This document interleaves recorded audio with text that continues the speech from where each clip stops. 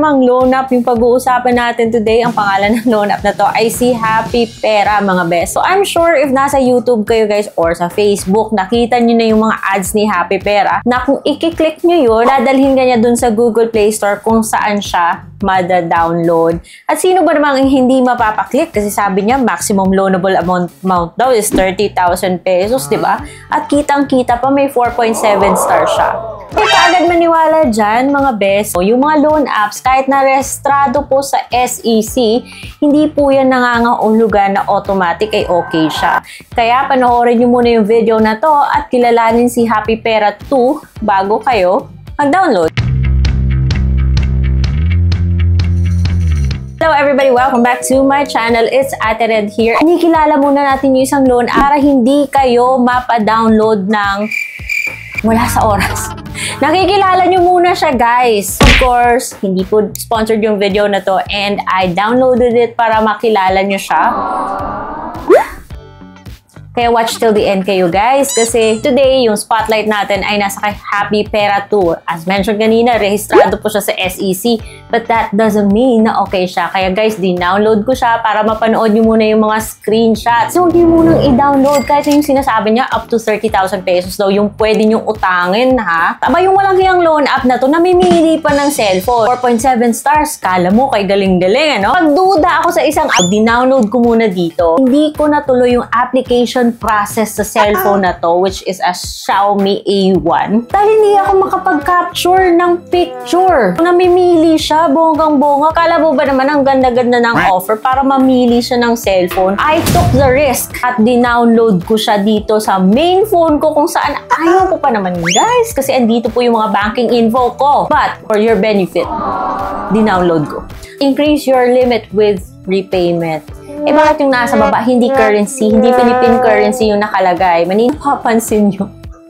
Yung logo niya, naalala ko tuloy si High Peso na tsakang loan app din. Ako baka makulam na naman ako dito sa sinasabi. Moving on, na-detect niya kung anong phone number yung nasa cellphone na to. Wala akong choice kundi mag-click ng number na yon. So, i-click mo yung get code para makuha mo yung code. At saka, paglagay mo ng code, sign in ka na. Yun, lumabas, up to 50,000 pesos daw yung pwede niyong ipahiram. Pero huwag kayo maniwala dyan, walang loan app magpapahiram ng 50,000 pesos kaagad sa mga baguhan. Meron pa siyang step 1, step 2, step 3 dyan, ha? And i-click mo yung apply now at lalabas tong privacy statement niya kung saan ipapakita niya kung ano-ano mga information yung sisilipin niya sa phone mo, such as device, emergency contacts, installed apps, SMS messages, location access, camera access. Kaya nga dito ko siya muna din-download kasi dito pa lang parang duda na ako. Shoutout nga pala sa nag-suggest na dapat iba yung cellphone ginagamit pang loan apps. Thank you so much for that idea. But anyway, yan, hihingi rin siya ng permission na masilip yung calendar mo, storage permission, ikimarites siya. So, i-click mo yung accept, tapos lalabas na yung iba't ibang mga boxes na kung saan i-allow mo yung mga gusto niyang permissions, di ba? Lalabas na yung mga IDs na tinatanggap niya.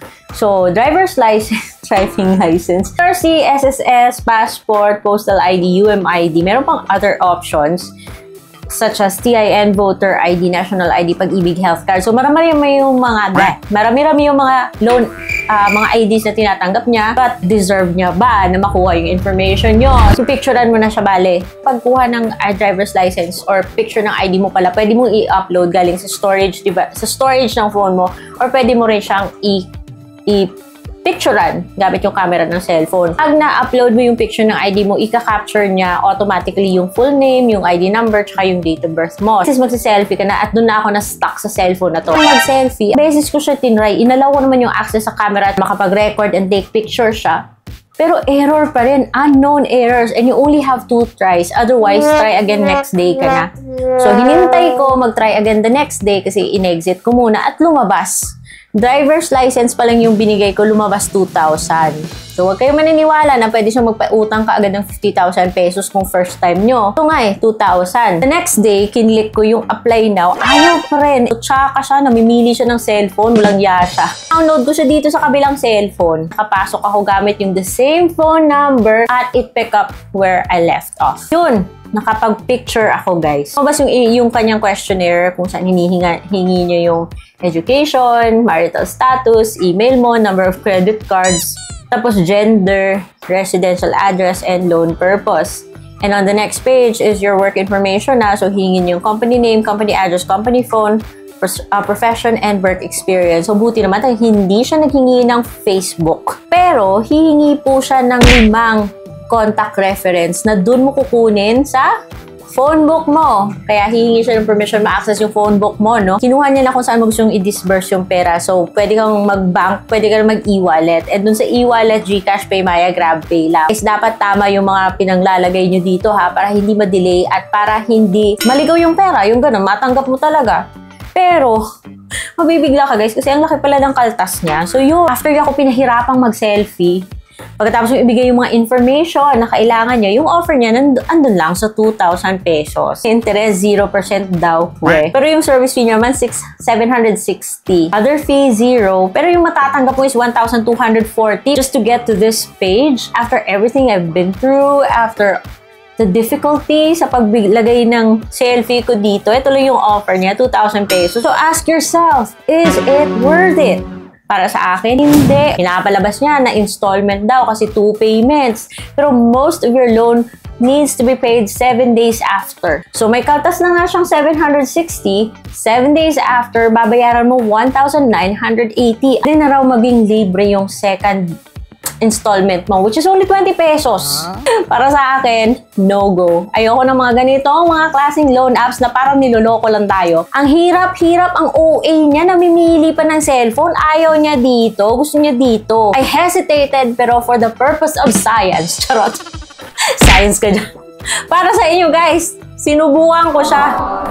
Eh yun, sa 2,000 na pwede nyo ipahiram or 1,200 na matatanggap nyo, is it really worth it na pagkatiwalaan nyo yung loan app na to? Kaya guys, huwag pindot ng pindot. Kilalanin muna yung loan app bago mag-loan. Kaya ngayon, sabi ko, subukan ko siya para sa inyo guys. So, uutang ba kayo dito? Ewan ko sa inyo ha, pero ako hindi. That is why guys, study the loan terms and agreement bago mag-loan sa isang loan app kasi baka magsisi lang kayo.